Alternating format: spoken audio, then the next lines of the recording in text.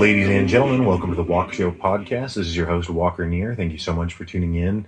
Today's show is no guest whatsoever. It's just going to be me sharing some different thoughts. I share some thoughts and insights on kind of the political environment at large, not really trying to be in a partisan politic kind of thing. Also talk about Amazon a little bit, and then about Damian Lillard. Thank you again so much for tuning in. As always, today's music, production, and artwork is done by Misha.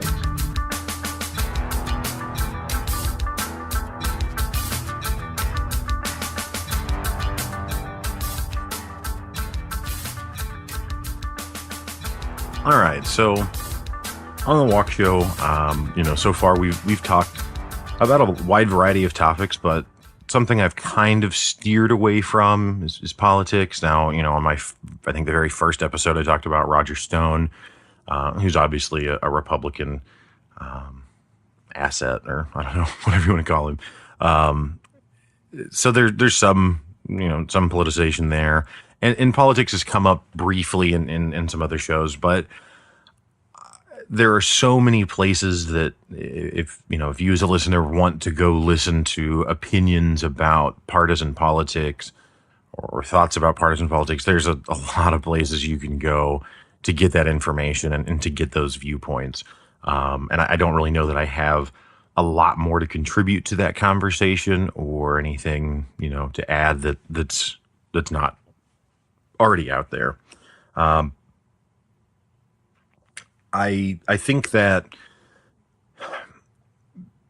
it's something though that I would like to talk about, and it's not about the right or the left. Just to be as transparent as possible. I am personally someone who's more on the liberal side. I'm not a registered Democrat or anything like that, but at least as long as I've been of age to vote, I've pretty consistently found myself aligning with, candidates from the left. But what I want to talk about today about broader politics in general is really just the kind of the Trump phenomenon. And I when I say that, what I mean is just that, and again, this isn't in defense of Trump per se, but it's just that Trump is known as the reality TV show president, and he's that, because obviously he was a reality TV show star, and there's a lot of drama, and he says a lot of really incendiary things that riles people up, whether that be his opponents or whether that be his base that loves that he's, saying the things he's saying, whatever that is. And so it just creates this focal point for everyone's energy in the context of politics. And I think that the downside or the danger in that is that and I guess really I am speaking on to people more on the left who don't like, Trump. It's really easy to make him the focal point of all of the problems that you see in politics. It's really easy to say, oh, well, this is this way now, or this is this way now because Trump is there. And I don't mean to say that he hasn't had an influence or an effect, or that he is meaningless. That's not true. However, it's disingenuous to act as if Trump is solely responsible for even the majority of the problems that we face in this country. I mean, he certainly has made it okay to not be ashamed of being an asshole. But to some extent, that's because the people who call him asshole, one finger points out, there's the three fingers pointing back at you kind of thing. And what I mean by that is just that politics were not, especially United States federal politics, and probably on many more levels than that, but at least that, because that's, kind of the broader category we're talking about here. United States federal politics were not this transparent, awesome process prior to Trump that he has now come in and corrupted. It wasn't this institution that just looked out for the little guy and always had everyone's best interest at heart and was always transparent and honest. And that's all bullshit. I personally was a pretty big fan of Barack Obama. I miss that guy being the image of what I have when I think of president. I miss listening to him speak. I miss listening to him joke around because I thought he was very intelligent and funny and insightful and thoughtful and, things that I wouldn't attribute to Trump. However, despite those things being things that I like about Obama's personality that I don't like about Trump's personality, Obama, the drone killings and the drone strike programs were expanded dramatically under Obama from what they were under Bush. Now, to some extent, that's because the technology was also just continuing to grow and expand in that same time period. So probably any president that would have come after Bush would have seen an expansion in how that stuff was used. So that's all fine. But it's not as if Obama was just this completely benevolent person that never made a choice that people should find disagreeable. And what I mean by that is there's a lot of killings and stuff going on overseas that aren't sanctioned by Congress. Stuff that if Trump was doing, people would be, on the left at least, would be up in arms about he's abusing, his power basically. But those same outcries weren't there when it was Obama. And the problem with that is that it's hypocritical. And because it's hypocritical, it discredits people now wanting to cry out against Trump. And again, I'm not a Trump fan. I hope so much that he doesn't win again. When he was elected, I should say when he announced he was running, I used to say that I thought it would be funny if he was elected because I thought there was no chance. And so I was like, oh, please make him your nominee, Republicans. Oh, please. I can't wait for the general election. This will be so hilarious. It may destroy the Republican Party. None of that happened. Instead, he won, and it's not funny. And I wish that I hadn't wished for that. But despite all of that, again, he's not the guy that has made it messy in Washington. And I say this because if we try and pin all of the problems with American politics or all of the problems with our culture on Trumpism or on the rise of Trump, we're never going to solve the problem. We're never going to get past it because it's not him. It's like 1984, the book or the film, but the book where they have the everyone goes to the room and there's the face of hate. Now that's an external enemy, but everyone projects their anger and their problems onto this one individual who's really just an image to them. Well, that's in a lot of cases, I feel like what Trump has become. People have these problems or see these injustices or see these issues, and so they cry out that Trump is responsible. And while he may not be helping these problems, he's not solely responsible. If you don't like Donald Trump and you don't like something that Donald Trump does, and you spend your time trying to be an activist against Trump, I think you have to ask yourself, are you also an activist against the Republican-controlled Senate? Because if Donald Trump was gone, a large amount of the policies that he advocates would still be there. President Obama once said in an exit interview about Trump, when asked about what he thought of Trump, taking over for him, he said that Trump is a pragmatist, and that hopefully, and that meaning that as opposed to an idealist, where he has this set of ideals that kind of shapes and informs his future decisions, he doesn't really have an idealism like that he sticks to. And so by being pragmatic, it's more that he's willing to, look at whatever the circumstance is, kind of in a vacuum almost, and try and make the best decision for that circumstances given, the scenario or the options that he sees. And I would actually, I think that's, accurate, and it's actually shown itself to play that way. The difference is I think Obama thought that maybe Trump would be willing to be more center on certain things because of that pragmatism. So maybe he would be willing to work with people from, a different philosophy, because he doesn't really necessarily have this underlying guiding philosophy in the same way that more traditional politicians do. While I think that Trump is a pragmatist, I think that it didn't work out the way that Obama maybe thought it would. Instead, the way it worked out is that because Trump doesn't have his own personal ideology in that same way, he's a pragmatist to the whims of his base and to the whims of whatever he thinks the Republican establishment is looking for.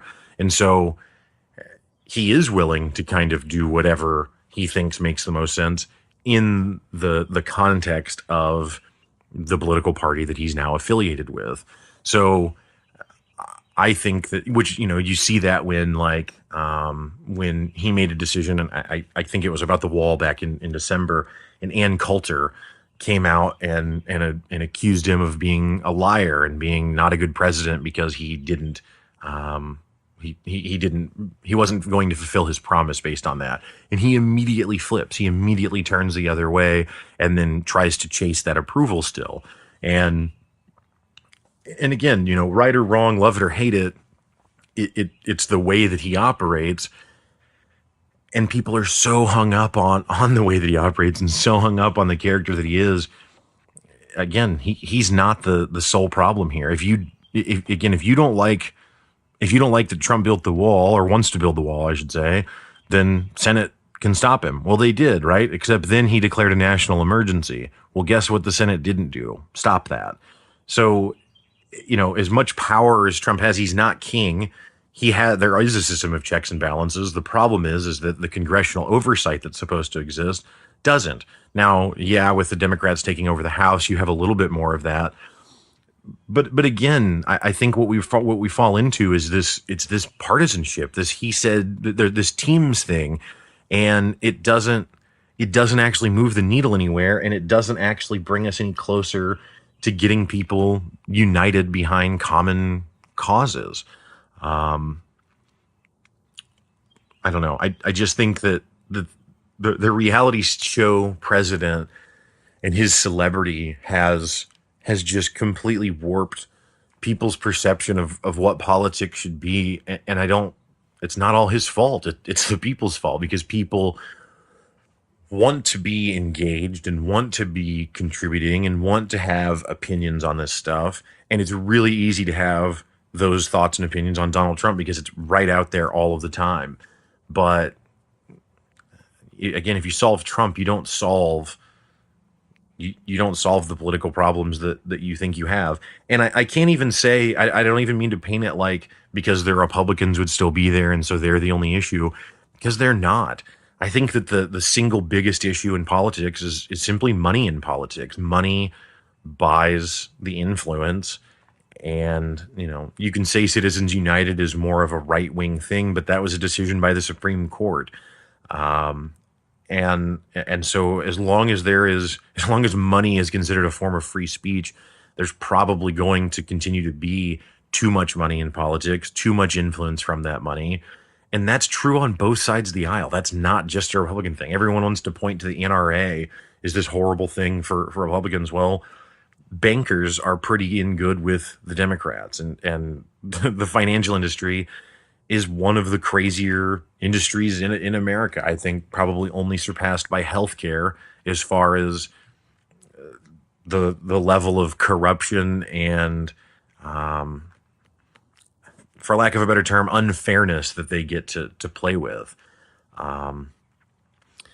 Anyway, again, the point that I'm trying to make is just that if you want to be invested in politics, you should zoom out a little bit and understand that Trump is not if you solve Trump, if we vote Trump, as the American people vote Trump out of office in 2020 and try and go back and things just, because we hope that they'll return to the way they were under Obama, we're just going to find the same problem.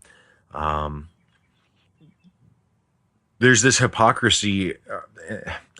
There's this hypocrisy in wanting to wield shame as a weapon when the people who are wielding it have their own shame, their own stuff to be ashamed about. And that's what Trump did. Is he just said, I don't care. I don't care if you try and tell me I'm ashamed. I don't care what you think, and I don't have to. And then everyone who's a supporter of him went, oh yeah, I don't have to care. I don't have to care what you think. President Obama was responsible for, I can't remember the guy's name now. Yeah, I can't remember the guy's name. I would just be making something up if I tried to come up with something. But whatever. There was this Muslim cleric, I think Imam, I think is the title, but Muslim cleric who was in the United States right after 9/11, and immediately following 9/11 kind of became the face of Islam in America, and was doing this media tour, if you will, and doing all these different interviews with different people in the media, where he's trying to explain that the people who are responsible for 9/11 do not represent the larger Muslim community, and that Islam is not a religion of violence or hatred, which was all very much needed at that time, because there was a very bigoted reaction after 9/11 to want to associate anyone who's affiliated with that religion, which is crazy because literally, billions of people. Anyway, that guy over time radicalized, now, had moved to Yemen, and in Yemen was preaching against the United States and talking about being violent against the United States. Certainly, I'm not a fan of that. I don't want someone to kill us or kill me or hurt us or hurt me or anything like that, right? But this guy's an American citizen living abroad who maybe is saying and doing some dangerous stuff. However, he hadn't been tied to a specific plot, and the Obama administration authorized a drone strike that went and killed that guy, and subsequently killed his son, and his son was attending a birthday party and when he was killed, and so several of his son's friends were also killed by this drone strike. I mean, that American citizens are supposed to be granted a trial. They're supposed to be due process. They're supposed to be, you're not supposed to just be executed. So, I don't know how you can look at something like that and not be up in arms about something like that, but then be up in arms entirely in the world of Trump. And maybe that's because Trump's rhetoric feels more domestic largely, so it feels closer to home, or feels like it matters to you more. Again, my point is just that the system wasn't this immaculate thing that Trump has corrupted. The system was bad before, and if anything, Trump had the audacity to just say what it was and just not really care about what people think. He stopped trying. He took away the veneer, and what we see now is what the system has always been, but that no one ever wanted to admit. And the thing is that's why no one liked Hillary, right? That's why Hillary was so largely disliked, was people didn't think they could trust her. They didn't think she was honest, which speaks to the exact point that I'm trying to make, that, again, Trump or Trumpism is not, it's a product of where we were. It's not the thing creating where we are now. So yeah, I hope people can understand it, and really what that means is, when it's time to vote next year, you don't just vote for the president. You do need to vote for up and down the ticket for senators and congresspeople. And again, I'm not even advocating that you should just vote, Democrat, or that you should only vote for liberal or progressive candidates. You should vote whoever you think makes the most sense, but just know that unless we advocate for a greater change than just getting a better personality in the White House, things aren't gonna be any different. It's gonna be largely the same.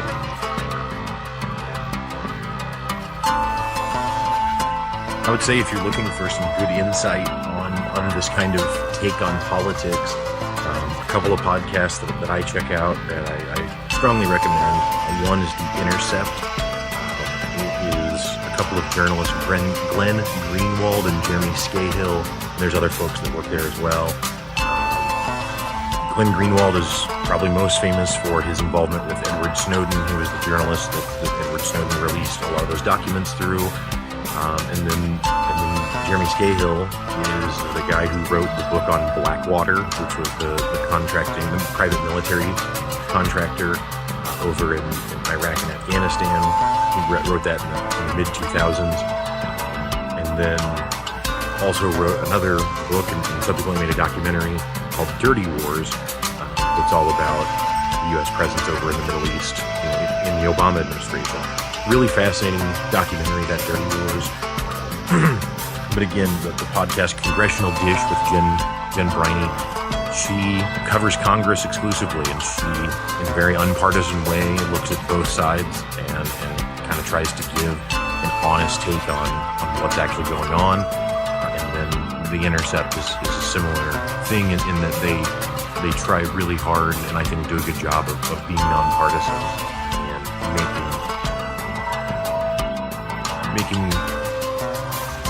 making the news about what's actually happening in an objective as way as possible without getting into trying to advocate for one side or the other. But yeah, Intercept and Congressional Dish definitely worth it.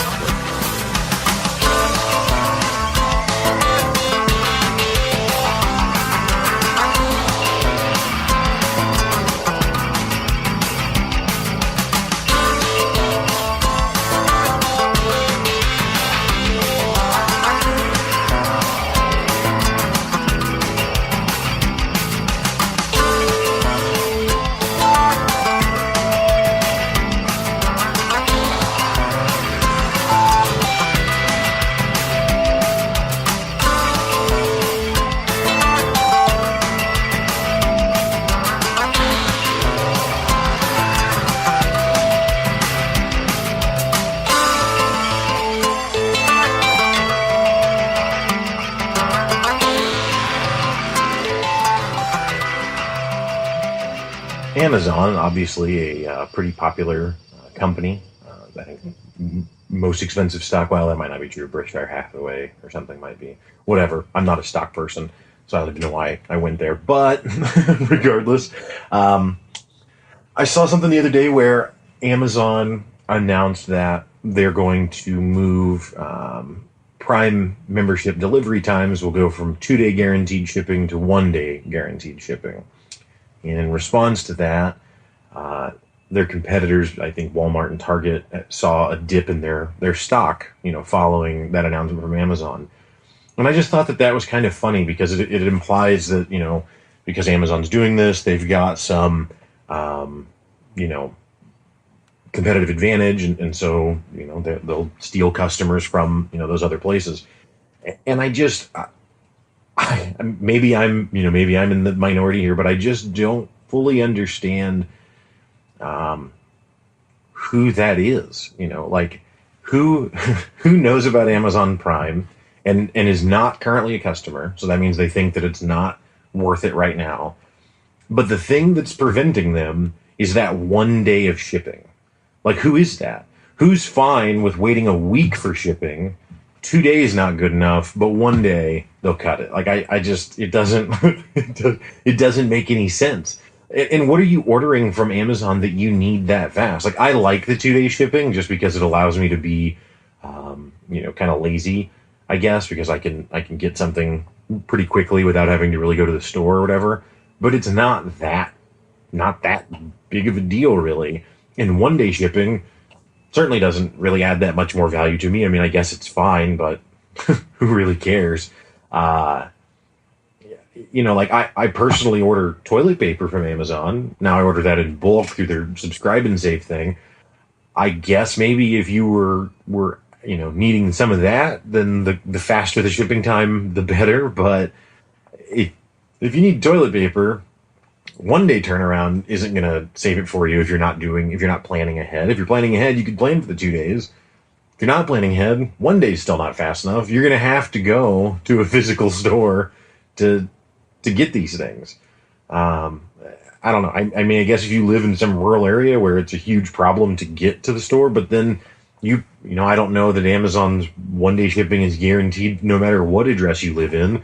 I know that, in some bigger cities, they do just a few hours turnaround time, in the larger cities. But in the city I live in, Springfield, Missouri, That's not an option. You don't see that. At best you get the 2-day shipping.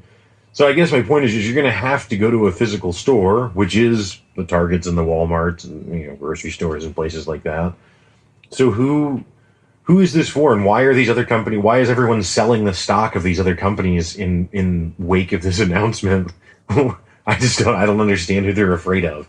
But I guess maybe that's why, like I said at the very beginning, I'm not a stock guy, and maybe I don't have the sophistication needed to understand why that is. So I started watching the NBA playoffs recently, which means that I've been exposed to TV commercials again. I don't normally watch television. To be clear, I consume a lot of stuff on the internet, so it's not that I have some like holistic, good, healthy life where I don't have a lot of screen time, infinite screen time. However, I don't really watch just television that often, so I don't see those kinds of ads because on the internet it's really easy to block ads, but with TV it's not. One of the commercials that I've seen over and over again, just probably the worst part of commercials, is just the frequency that you see the same ones. Anyway, one of the ones that's on a lot is an Amazon commercial, and it's this Alexa ad where this girl is like outside practicing soccer, like kicking a soccer ball around, and it's getting dark, and her mom looks out, and I don't know if the girl misses the ball or I don't know. Somehow the mom looks out and sees the girl playing and sees that it's getting darker, and so she's kind of watching her, and then she looks over and says, "Alexa, turn on the backyard light." And then this light comes on in the backyard, and the girl looks up at the window and grins real big at her mom, and her mom gives her this like knowing, like, "I got you, fam," kind of look. And it's just completely absurd. Like, is Amazon really creating moments by operating a light switch? I mean, it's not like Alexa's like lighting a torch and riding a horse to alert us that the British are coming. It's literally a light switch. Like, it's not that tremendous. I mean, a light switch is one of the easier things that we have to operate. Like, of all the things that I've wanted to be saved from, operating light switches isn't really one of them. I mean, you can operate a light switch with your finger. You could, just hold your arm rigid and just wiggle a finger to do it. You could hold your hand limp and just kind of flip your wrist and hit the light switch by just flicking your wrist, at it. You could even make your whole arm limp and just from the elbow, or the shoulder. Like, there's just, it's just such an easy task. It's fine if there's some mild convenience in not having to walk across the room, but this notion that Alexa's like created this moment by it is just, it's just completely absurd. I mean, either the light switch is in the same room with the mom, so if she really cares about her daughter's, soccer practice or whatever that much, you could walk her happy ass over and turn the switch on there, or more than likely, the switch is actually close to the exterior door to the backyard that the little girl is, 30 feet from. Being a soccer player, I think you definitely have to be able to cover 30 feet over and over and over again in order to participate.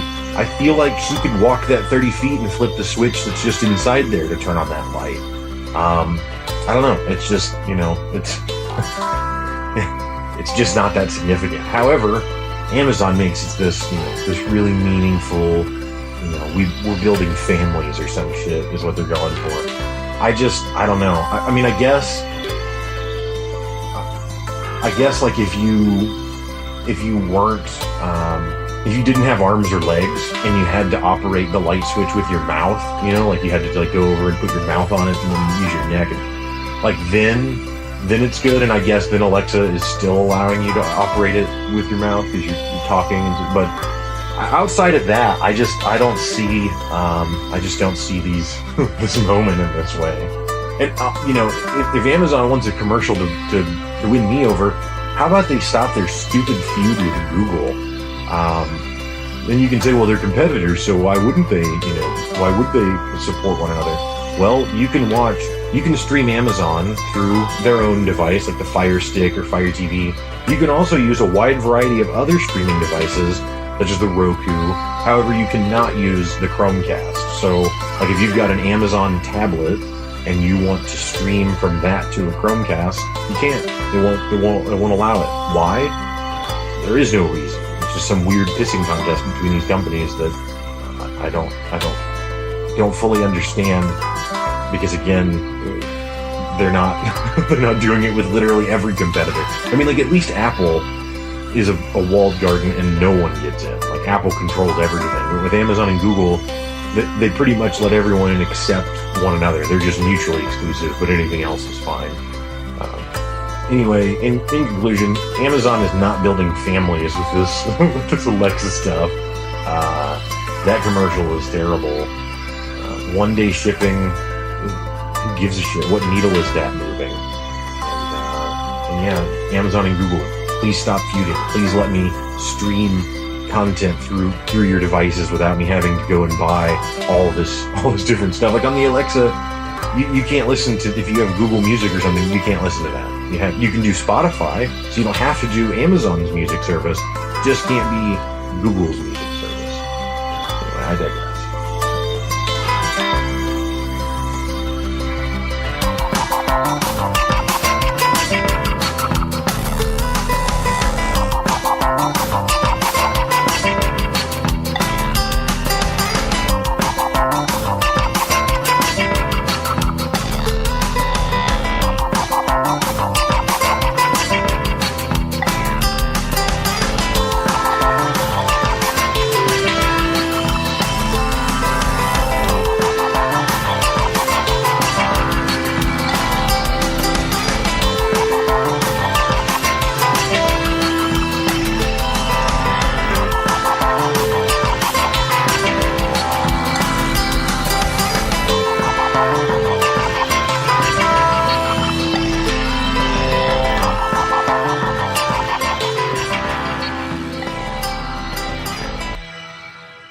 So I've been an NBA fan for quite a long time, and my favorite player for the longest time, my first player that I attached myself to, I guess I should say, is Allen Iverson. And then he was subsequently replaced by Kobe Bryant.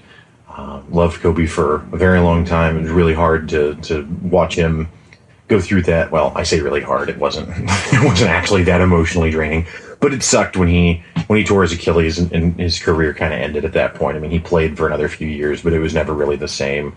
And so since that's been true for the last few years, my interest in the NBA has been a lot more at a distance. I still watch highlights and I still kind of follow, transactions in the league and that sort of stuff, but I haven't really watched games as often.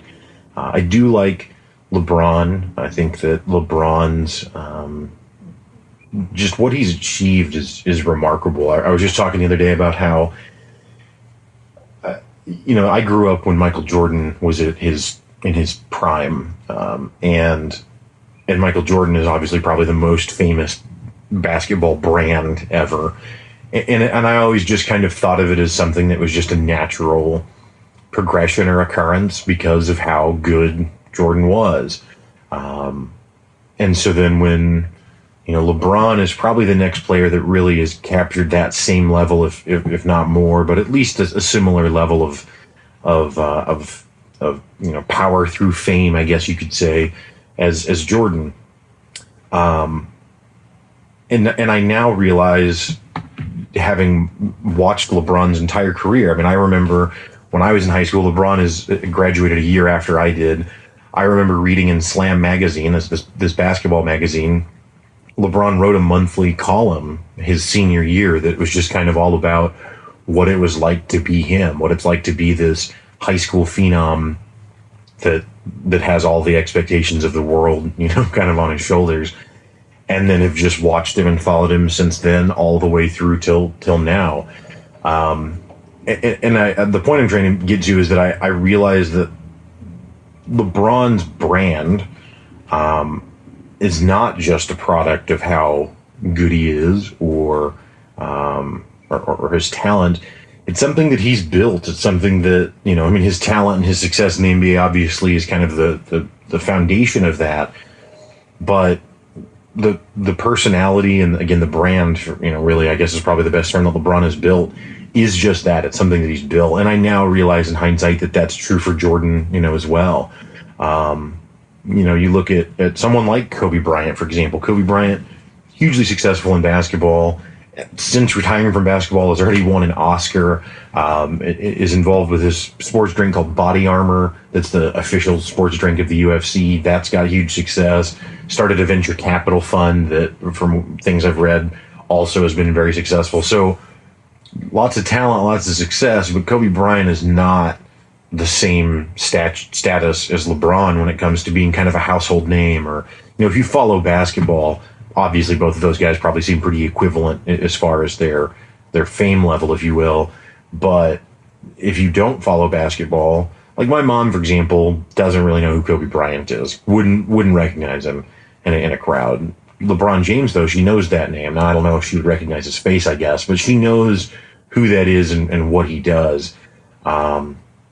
Yeah, it's just crazy. And I guess kind of what made me think of all that, like I said, I just started watching the playoffs again, is that I think I have a new player to replace Kobe as my, with my fandom, and that player is Damian Lillard. Damian Lillard hit a huge shot in Game 7 of the playoffs in the first round against Oklahoma City to close out the series. One of the more exciting plays, certainly this season and probably within the last few years. Just a really great moment. But, I've been following Damian Lillard for a few years now, and the consistency of his character is impressive. The guy is by all accounts pretty laid back, seems to be pretty grounded and humble. I mean, they asked him one time recently about pressure and about what it was like to deal with the pressure of the NBA, and he said, we play a basketball game and we're paid a lot of money to do so. And yeah, there's pressure, but that pressure isn't real. I mean, there's challenges for sure, but pressure is, the homeless person that doesn't know where their next meal's going to come from or where they're going to sleep, or the pressure is the single mom that's trying to take care of her family and provide for her kids. Like, that is pressure. Not not if the millionaires win their game or not, because guess what? They're still millionaires, either way. One thing I always loved about Kobe was Kobe always seemed to be kind of just above the pettiness of everyone else, and Dame Lillard seems to embody that as well. In the Oklahoma City series that he just won a little over a week ago, he was very measured and everything. I mean, yeah, he went back and forth with Russell Westbrook, the star from OKC, but Westbrook was really going at Dame Lillard. He was all in his face. He was trying to intimidate him. He was trying to yell at him. He was doing this thing where he acts like he's rocking a baby whenever he would score on Damian Lillard, I guess, trying to imply that Damian Lillard is just his little baby or whatever. And then Damian Lillard dropped 50 on him in the final game, including a shot at the buzzer to win the game and send Oklahoma City home. And the look he had on his face is just awesome. It's almost emotionless. And he just did this little cute wave over to the Oklahoma City bench, and I don't know, it was awesome. And then after the game, he was talking about how, the other team seemed to like to celebrate after they had one win, but his team, their goal wasn't to win one time, it was to win the series, which was 4 wins. And then after that, they're not done. They've got the next series. So to them, there's nothing to celebrate at that level because they haven't accomplished their goal yet. And that's something that Kobe used to talk about all the time.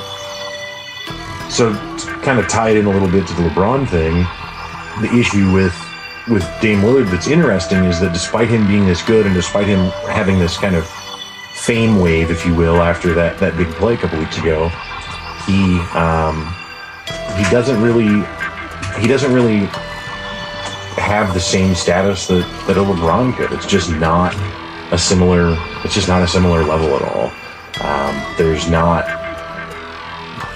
that same recognition, and I don't know that there ever will be, regardless of how good he gets. I mean, maybe if he wins title after title, something like that could show, but I just don't see it happening anytime soon. And I think it's not because he's not talented enough. It's just because there's so much more that goes into building that brand than just what you do on the court. Either way, officially, I'm advocating for Dame Lillard. I would say if you're an NBA fan, you should definitely be checking him out if you're not already. I think most people are pretty familiar with him now after that play a couple weeks ago, though. I saw that NBA 2K, the most popular basketball game, the Trailblazers' usage rate among 2K players has gone up 67%, I think, since that playoff game. So certainly it's something that has been recognized by the NBA fans at large.